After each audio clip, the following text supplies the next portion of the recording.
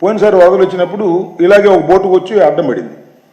నా ఇల్లు ముంచడానికి బోటు అడ్డం పెట్టారు అన్నాడు మేము అధికారంలో ఉన్నప్పుడు. దానికి ఏమిటిది నాకు అర్థం కాదు. నీ ఇల్లు ముంచడానికేమో ఆ రోజున బోటు అడ్డం పెట్టాం, ఈ రోజేమో ప్రకాశం బ్యారేజ్ని ధ్వంసం చేయడానికే బోట్లు పెట్టాం అనేటువంటి మాటలు మాట్లాడి కుట్ర చేసేటటువంటి పరిస్థితి మీరు చేస్తున్నారు.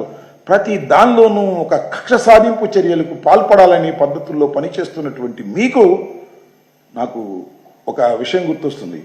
చంద్రబాబు నాయుడు గారు 3 మాసాల్లోనే ఎంతగా అప్రదిష్ట పాలయ్యారో నేను ప్రత్యేకంగా చెప్పాల్సిన అవసరం లేదు. ఇంత నెంబర్తో గెలిచినటువంటి నారా చంద్రబాబు నాయుడు గారు కేవలం 100 రోజులు నిండక ముందే ఇంతగా అప్రదిష్ట పాలయ్యారు. మీ క్రేజ్ తగ్గిపోయింది, మీరు డౌన్ఫాల్ అయిపోతున్నారనే విషయాన్ని మీరు గమనించాలి. దానికి కారణం కక్ష సాధింపు చర్యలు చేయటం వల్లనే. ఇవాళ నాకు మా పల్నాడు జిల్లాలో పెదకూరుపాడు కాన్స్టిట్యున్సీలో నంబూరి శంకర్రావు గారు మాతో పాటు ఎమ్మెల్యేగా చేశారు.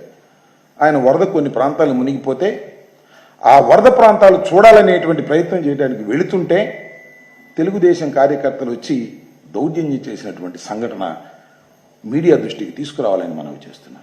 దీనికి కారణం మీరు కాదా చంద్రబాబు నాయుడు గారు? ఇవాళ కూడా మీరు అలాంటి దౌర్జన్యాలు ఆపకోకుండా దౌర్జన్యాలను కొనసాగించే విధంగా మీరు చేస్తున్నారు. ఒకసారి చూడండి ఆ విజువల్స్ ఎంత భయంకరంగా ఉన్నాయో. ఒకసారి వేయ్యా.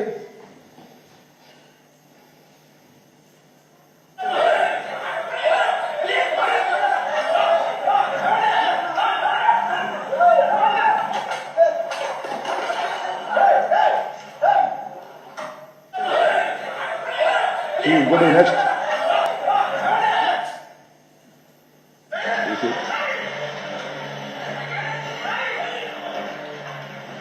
వేసి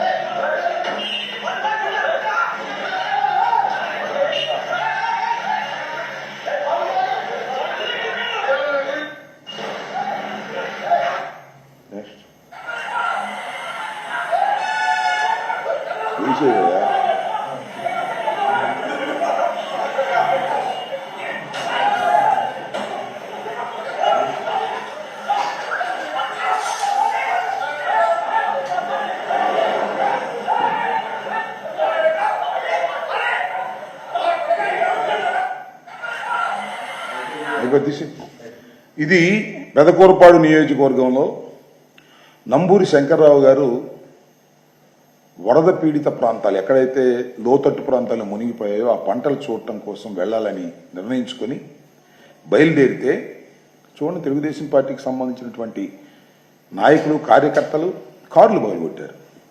ఏమిటి దారుణం అని అడుగుతా ఉన్నా. ఇది ప్రజాస్వామ్యమేనా? అసలు లా అండ్ ఆర్డర్ ఉందా? రెడ్ బుక్ పరిపాలన అంటే ఇది కాదా? ఈ విధంగా రెడ్ బుక్ పరిపాలన చేస్తూ మీరేదో గొప్పగా పరిపాలన చేస్తున్నామని చెప్తే ఏం లాభం అంటున్నా. ఇలాంటి వాటిని నివారించలేనటువంటి దశలో ఇవాళ మీరున్నారు. ఈ ప్రభుత్వం ఉంది, మీ హోమ్ డిపార్ట్మెంట్ ఉంది, పోలీసుల సమక్షంలోనే. పోలీసులు లేకపోతే అది వేరే విషయం. సాక్షాత్ పోలీసులు అక్కడే ఉన్నా కూడా వారిని పట్టుకుని ఆపేటటువంటి ప్రయత్నం చేస్తున్నారు తప్ప పోలీసులు వారి మీద యాక్షన్కి వెళ్తలా.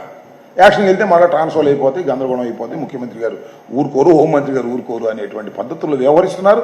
పోలీసులకు ఫ్రీ హ్యాండే లేదు. పోలీసులు వైఎస్ఆర్ కాంగ్రెస్ పార్టీ కార్యకర్తలను కొడుతుంటే చూస్తూ ఊరుకునేటటువంటి పరిస్థితికి వాళ్ళ లా అండ్ ఆర్డర్ రాష్ట్రంలో వచ్చింది అంటే మనం ఎక్కడ ఉన్నామని అడుగుతా ఉన్నా.